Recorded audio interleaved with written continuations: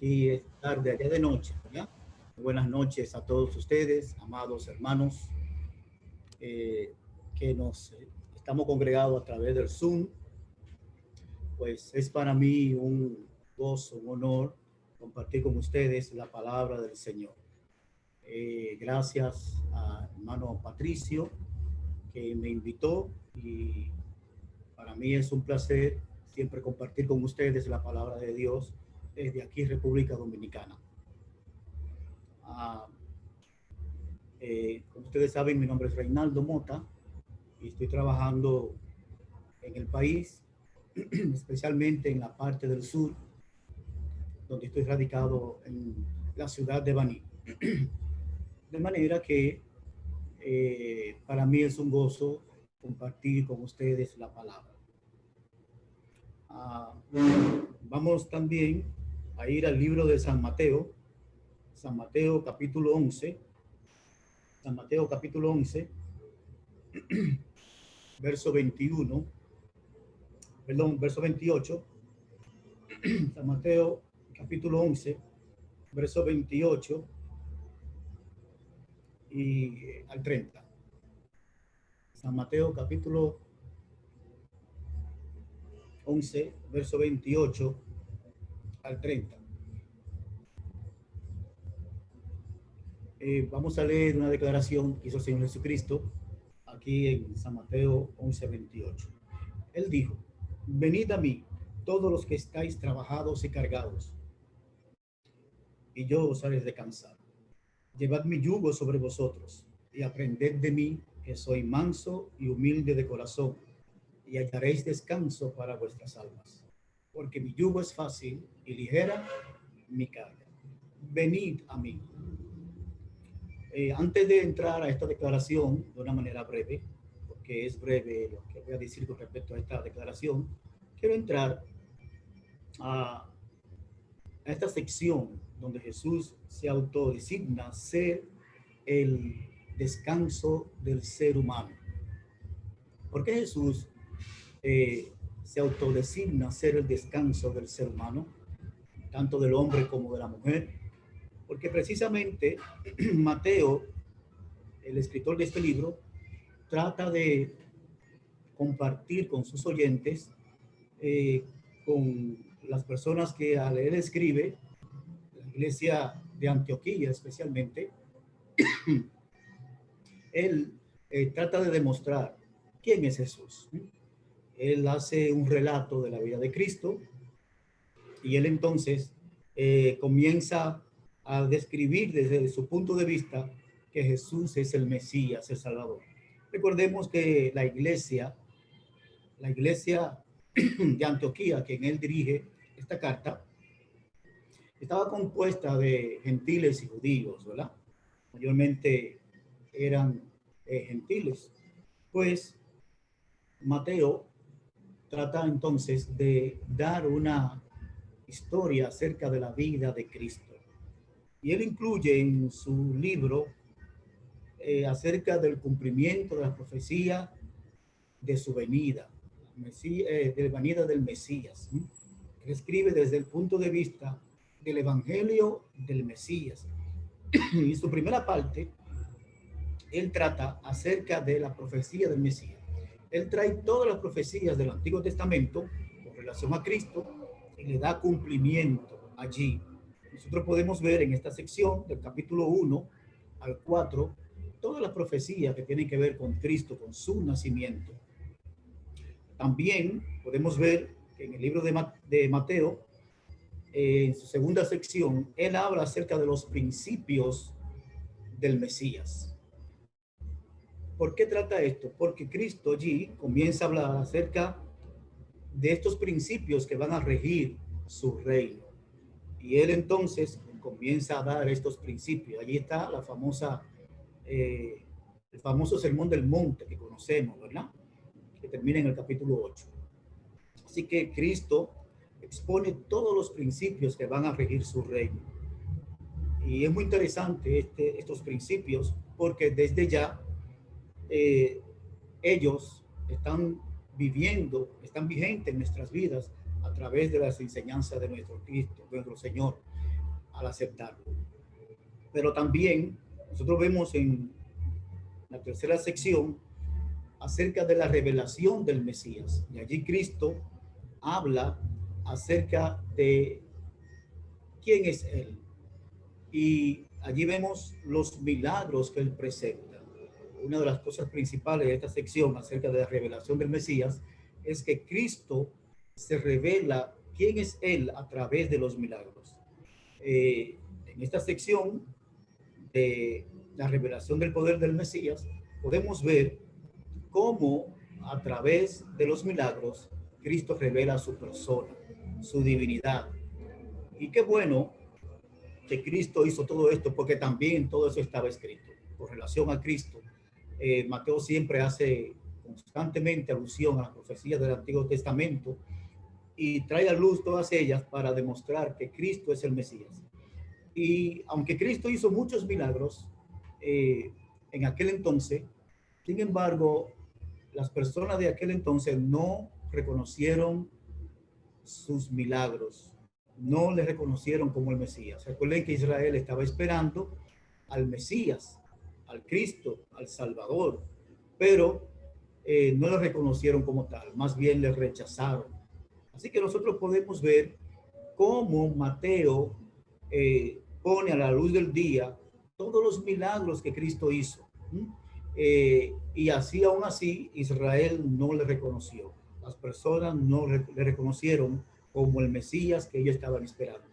Recuerden que una de las cosas importantes que menciona las Escrituras es que a través de estos milagros el pueblo le reconocería, Israel le reconocería como el Mesías, como su Salvador.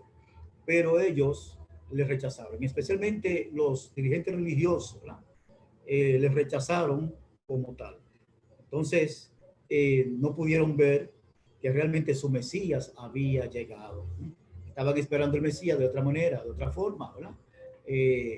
Políticamente, que le liberaría a su pueblo del yugo romano. Pero Cristo no vino como Mesías de esa forma, ¿verdad? Él vino a morir por nuestros pecados, a darnos la vida, la salvación, para ser nuestro Mesías. Pero el rechazo de Israel también resultó en bendición para el resto de las naciones. Recuerden que en Juan capítulo 3:16, la Biblia nos dice a nosotros que de tal manera amó Dios al mundo que ha dado a su Hijo unigénito para que todo aquel que en él cree no se pierda, mas tenga vida eterna, ¿verdad? Todo aquel que en él cree, que incluye también no solamente los judíos, sino a cualquier persona de las naciones, ¿verdad? Como muchos otros textos también que nos enseñan esto, ¿no? Así que el rechazo de Israel acerca del Mesías también vino a ser bendición para el resto de las naciones. Aunque Dios lo tenía todo eso en sus planes, que todo iba a suceder así. Bueno, después, ahora viene la sección en la que nosotros estamos ahora, en la que nos ocuparemos ahora, con relación al programa del Mesías. El Mesías explica su programa y él usa las parábolas, parábolas que eran a corto plazo de tiempo y parábolas que eran de largo plazo, que se cumplirían con el tiempo, a largo plazo. Y es interesante que el Señor Jesucristo, hablando acerca de esto, él comienza en el capítulo 11 a dar una serie de explicaciones con relación a Juan, que también es muy interesante porque explica acerca de su persona. Nosotros podemos ver en el capítulo 11, desde el versículo 1, ¿verdad? Podemos ver la situación con Juan el Bautista. Podemos ver que él utiliza preguntas con relación a Juan el Bautista, ¿verdad? Y él da también la respuesta. En el capítulo 1 dice, cuando Jesús terminó de dar instrucciones a sus 12, se fue de allí a enseñar y a predicar en las ciudades de ellos. Y al oír Juan en la cárcel los hechos de Cristo, fíjense que dice los hechos de Cristo, le envió 2 de sus discípulos. Juan estaba turbado porque Juan al estar en la cárcel, quería saber si las cosas que estaba escuchando de Cristo era acerca del Mesías, ¿verdad? Y él necesitaba identificarle como tal, porque recordemos que Juan fue el precursor de Cristo, ¿verdad? Y como tal, él quería asegurarse de eso. Así que no fue malo lo que él hizo, fue bueno, ¿verdad? Él mandó dos de sus discípulos para verificar con relación a su persona, la persona de Cristo, si él era el Mesías. ¿Qué dice aquí? Dice que Juan envió dos de sus discípulos, ¿verdad? Para preguntarle a él, ¿eres tú aquel que ha de venir o esperamos a otro? Respondió Jesús y le dijo, id y haced saber a Juan las cosas que oís y veis. Los ciegos ven, los cojos andan, los leprosos son limpiados, los sordos oyen, los muertos son resucitados, y a los pobres es anunciado el evangelio. Y bienaventurado es aquel que no haya tropiezo en mí. Y mientras ellos iban, comenzó Jesús a decir de Juan a la gente, ¿qué salisteis a ver al desierto? ¿Una caña sacudida por el viento? ¿O qué salisteis a ver? ¿A un hombre cubierto de vestiduras delicadas? Y aquí, los que llevan vestiduras delicadas en las casas de los reyes están. Pero, ¿qué salisteis a ver? ¿A un profeta? Y él dice, sí, os digo, y más que profeta, porque este es de quien está escrito, he aquí yo envío mi mensajero delante de tu faz, el cual preparará tu camino delante de ti. Así que el Señor comienza también a usar las profecías del Antiguo Testamento con relación a Juan y con relación a él mismo. De manera que él comienza a enseñar acerca de sí mismo, de que en las Escrituras estaba escrito de que él sin duda era el Mesías, a identificarse como el Mesías. Y él dice, de cierto os digo, entre los que nacen de mujer, no se ha levantado otro mayor que Juan el Bautista, pero el más pequeño en el reino de los cielos mayor es que él. De cierto, desde los días de Juan el Bautista hasta ahora, el reino de los cielos sufre violencia, y los violentos lo arrebatan, porque todos los profetas de la ley profetizaron hasta Juan. Y si queréis recibirlo, él es aquel Elías que había de venir. Así que vemos cómo el Señor usa la profecía y la persona de Juan y comienza a hablar acerca de él, asegurando así que él es el Mesías, declarándolo a las personas que estaban allí, a sus oyentes. Pero él también continúa y da una explicación acerca de una parábola acerca de los muchachos en la plaza. Él también comienza a corregir aquí la enseñanza exagerada, ¿verdad? Que se decía de él. Y él dice en el versículo 15, el que tiene oído para oír, oiga. Mas, ¿a qué compararé esta generación? Es semejante a los muchachos que se sientan en las plazas y dan voces a sus compañeros, diciendo, nos tocamos flauta y no bailaste, o endechamos y no lamentaste, porque vino Juan, que ni comía ni bebía, y dicen, demonios tiene.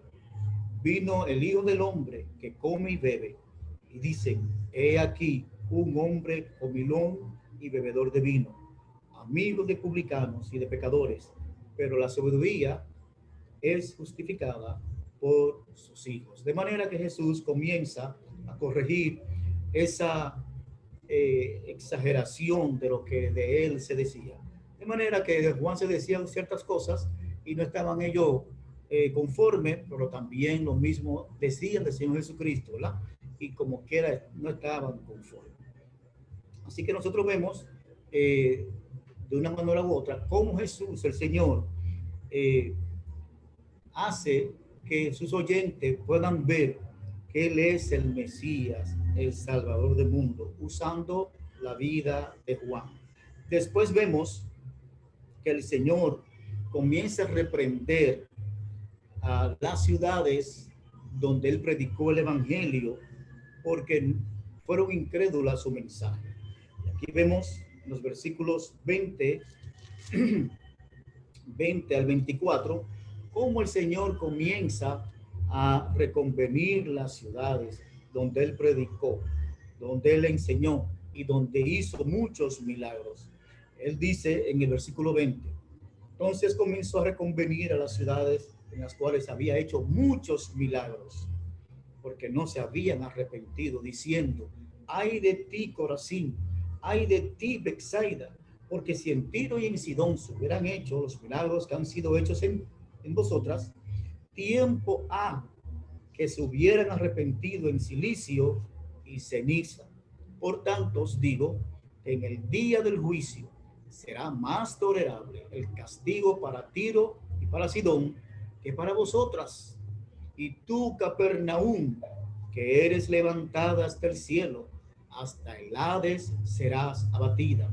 Porque si en Sodoma se hubieran hecho los milagros que han sido hechos en ti, habría permanecido hasta el día de hoy.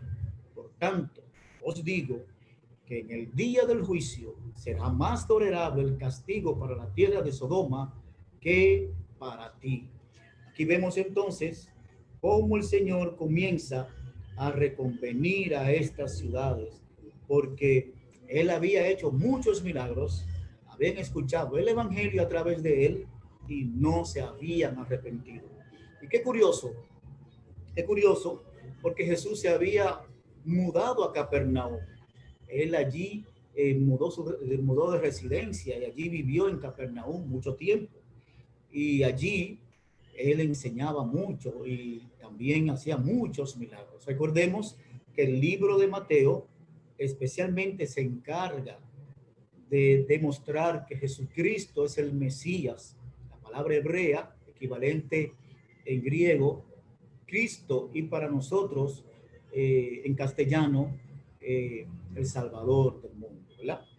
Pero él está documentando a sus oyentes acerca de todas estas cosas, recordándole lo que él enseñó, lo que él practicó, lo que él hizo, ¿verdad?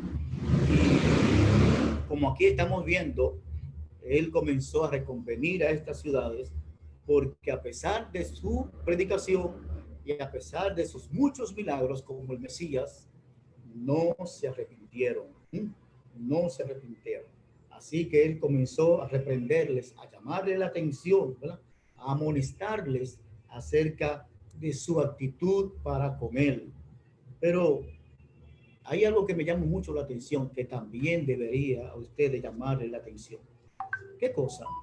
Bueno, aquí dice en la última parte, y tú, Capernaum, verso 23, que eres levantada hasta el cielo, hasta el Hades, el sepulcro, la muerte, serás abatida. Porque si en Sodoma se hubieran hecho los milagros que han sido hechos en ti, habría permanecido hasta el día de hoy. Y esto me puso a pensar. Él mencionó a Sodoma. Y cuando uno piensa en Sodoma, también piensa en Gomorra y las ciudades circundantes que menciona la Biblia, Génesis, ¿verdad? Que eran ciudades totalmente corrompidas. Estas ciudades habían cambiado el estado natural del hombre y la mujer, ¿verdad? Eran homosexuales y tenían muchas otras prácticas aberrantes. Y qué curioso que aquí él dice que para Sodoma será más tolerable el castigo, se soportará más, se aguantará más, dice aquí, ¿verdad? El castigo que para vosotras. Dice aquí, por tanto os digo, con el día del juicio será más tolerable el castigo para la tierra de Sodoma que para ti. Hablando de Capernaum. Puede ser que yo mencioné que él se mudó de residencia, ¿verdad? En Capernaum, eran ciudades costeras al alrededor del mar de Galilea, ¿verdad? Capernaum también Corazín, Betsaida. Entonces, pero me llamó mucho la atención, como le decía ahorita, que él dice que para Sodoma será más tolerable el castigo. Si Sodoma era una ciudad tan corrupta, tan mala, que el Señor decidió destruirla, ¿por qué entonces será más tolerable el castigo para esta ciudad que para Capernaum, que para Corazín, que para Betsaida, ciudades que vieron a Cristo, que escucharon su mensaje, que vieron también los milagros que identificaban como el Mesías, como el Salvador, pero no creyeron en Cristo? Ah, ¿sabe una cosa? Lo importante es que podamos ver aquí que lo más duro, lo más difícil para que una persona no se acerque a Dios, a Cristo, es su actitud, su corazón, las mismas que tenían esas ciudades, las personas de estas ciudades. ¿Cuál era la actitud? De no creer en Cristo, de no aceptar a Cristo, de no venir a los pies de Cristo. No hay mayor pecado, nos dice la Biblia, que el no creer en el Señor Jesucristo. Una persona corrupta, una persona que haya cambiado el sentido de su naturaleza, como Sodoma y Gomorra, tiene oportunidad de arrepentimiento si escucha el mensaje. De hecho, yo he conocido personas que han sido de esta línea de personas corruptas así y se han arrepentido y han abandonado sus pecados. El pecado que practicaba Sodoma y Gomorra es un pecado como cualquier otro, ¿verdad? Es como también el pecado a la inversa, un hombre que sea muy mujeriego, un ejemplo, ¿verdad? Un hombre que sea muy mujeriego y que esté acostándose con diferentes mujeres en todas partes, también es un pecado muy malo, ¿verdad? Es el pecado contrario a lo de Sodoma y Gomorra. Pero aquí dice precisamente que para Sodoma será más tolerable el castigo que para Capernaum, porque precisamente el pecado más grave, más malo que considera Dios es el endurecer su corazón contra Cristo. Hay personas que le conocemos hace muchos años y nos vienen diciendo a nosotros, cada vez que les recordamos, cada vez que nos encontramos con ellos, ¿y cuándo tú vas a entregar tu vida a Jesucristo? Tú conoces muy bien el Evangelio. Tú conoces que eres un pecador, una pecadora, que necesita a Jesucristo. Todos necesitamos a Jesucristo, como dice el pasaje que leímos, ¿verdad? Que Jesús, a los que están trabajados y cargados, Él los hace descansar, ¿verdad? Él hace que encontremos descanso para nuestras almas. Entonces, ¿cuál es la respuesta de ellos? Ah, pronto, un día de esto.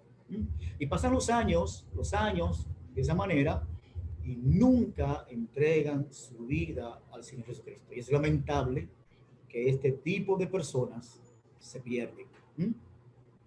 Algunas el Señor les da la oportunidad de entregar su vida, ¿verdad? Son sensibles a la palabra de Dios. De hecho, las parábolas que se menciona aquí después hablan acerca también, hay una parábola que habla acerca de los tipos de corazones, ¿verdad? Según los tipos también de terrenos. Y es lamentable que mucha gente se pierde.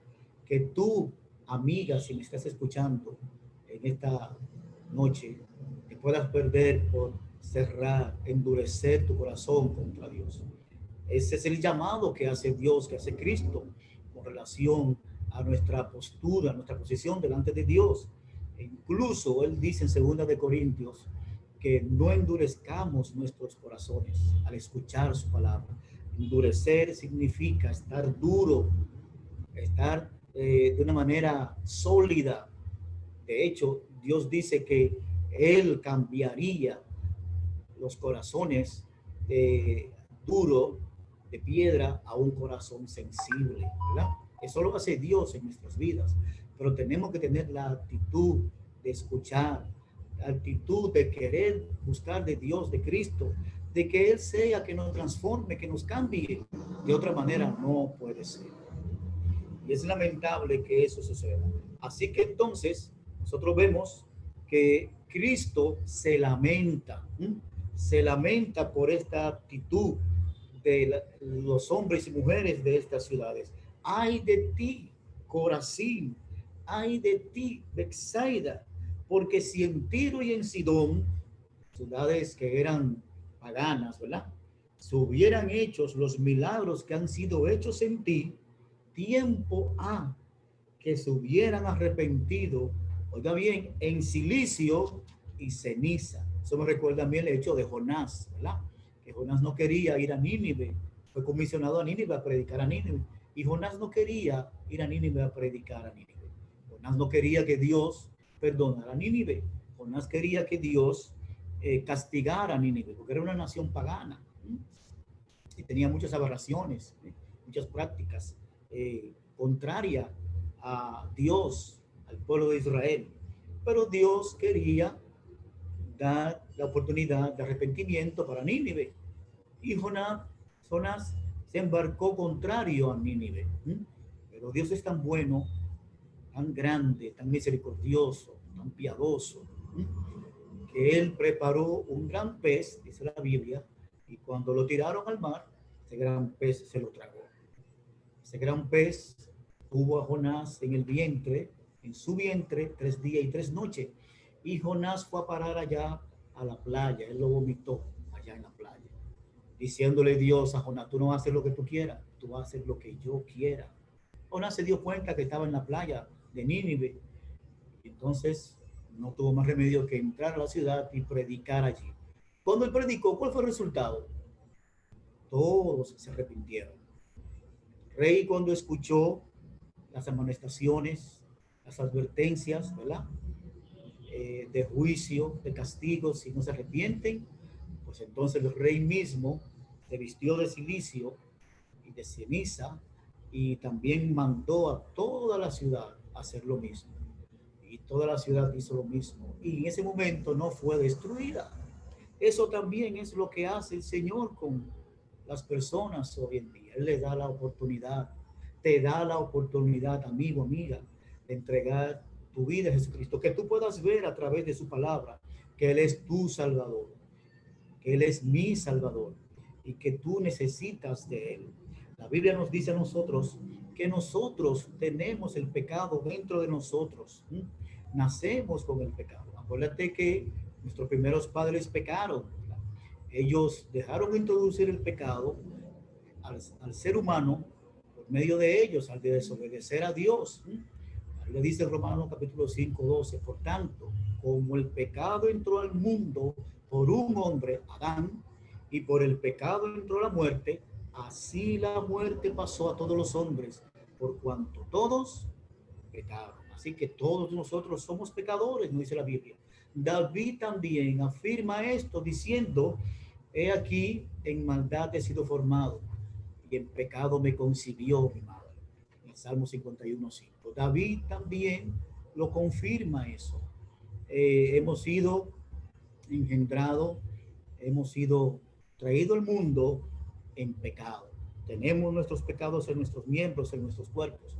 El niño, desde que nace, desde que está en el vientre, desde que está siendo entretejido, dice David, es un pecador. Pero él no se da cuenta que es un pecador hasta el periodo de adolescencia.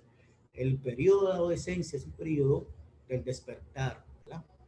El niño aprende que Cristo le ama, que Dios le ama, que Cristo murió por él, pero él va formando este concepto, pero no lo entiende muy bien hasta el periodo de la adolescencia, el periodo de despertar. Después él se da cuenta allí que él es un pecador, que él necesita a Cristo, y él entonces, instruido, como tú también, amigo, amiga, escuchando la palabra del Señor, te das cuenta que eres un pecador, una pecadora. Y allí entonces decides entregar tu vida a Jesucristo. Como lo hemos hecho nosotros también. Todos nosotros, los que somos cristianos hoy en día, tuvimos también en un pasado. Uno, un pasado muy feo, otro un pasado no tan feo, ¿verdad? Pero lo cierto es que aunque las personas estén sumidas en el fango, en el lodo del pecado, en lo más profundo, allí también Dios le da la oportunidad para levantarse y recibir el perdón de sus pecados. Recuerda lo que pasó con la mujer samaritana. esta mujer que tenía una mala vida, como dice la gente, ¿verdad? Y sin embargo, fue perdonada. Y muchas otras personas que han vivido de esta manera y otros que han vivido de una manera que no han conocido, ¿no? Metido en el pecado tan profundo, también han sido perdonados. Que de una forma u otra, hay de todo en el mundo. Y el Señor también, para con unos y para con otros, Él es misericordioso y perdonador. Por esta razón, Jesús es el que hace la aclaración aquí, ¿verdad? Autotitulándose o autodesignándose ser el descanso de todo ser humano.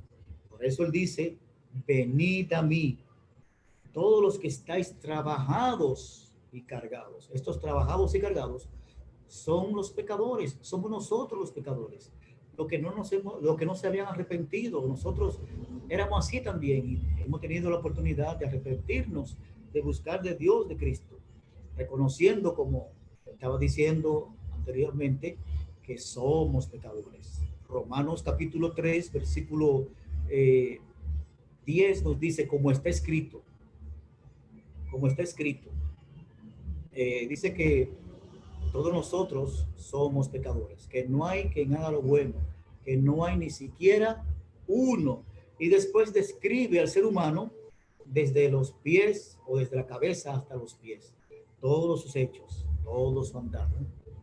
Dice la Biblia que no hay justo ni aún uno, que no hay quien haga lo bueno, que no hay ni siquiera uno. Todos somos pecadores. Eclesiastés, rey Salomón dijo que Dios hizo al hombre bueno, pero ellos buscaron muchas perversiones. De manera que Cristo aquí se autodesigna ser el descanso del ser humano, porque con todos los hechos de él y con sus predicaciones, él ha demostrado que él es el Salvador del mundo, el Mesías, el Cristo, y que él es el único que puede hacer descansar a las personas de sus pecados, hallar el perdón de sus pecados. Como nos dice la Biblia en Efesios capítulo 1, versículo 7, que en Cristo tenemos el perdón de nuestros pecados, la redención de nuestras vidas. Así que ojalá que cada persona que esté escuchando este mensaje pueda recordar que él es una persona que necesita a Cristo, una persona que busca a Cristo, una persona que Dios le ha hecho estar en nuestro mundo, su existencia, porque necesita de Dios, de Cristo. Dios no nos creó en vano. Dios nos hizo para que pertenezcamos a Él. Y aunque el mundo tomó otro camino, sin embargo, Dios nos da la oportunidad de tornarnos a Él, de tornarnos a su vida, ¿verdad? Por medio de la persona de nuestro Señor Jesucristo, que sufrió, que murió, que padeció por todos los seres humanos. Y nos da la oportunidad de entregar nuestras vidas para que seamos salvos. Así que si tú estás escuchando la palabra de Dios, no lo dejes para mañana, porque mañana puede ser tarde. Ahora es la oportunidad de entregar tu vida a Jesucristo. Ahora es el momento que tienes para decir sí, yo quiero entregar mi vida a Jesucristo, no al pecado, no vivir más en el pecado, sino a Jesucristo. Que Dios te bendiga, que Dios nos bendiga, hermanos, a todos, que pasen buenas noches. Amén. Amén.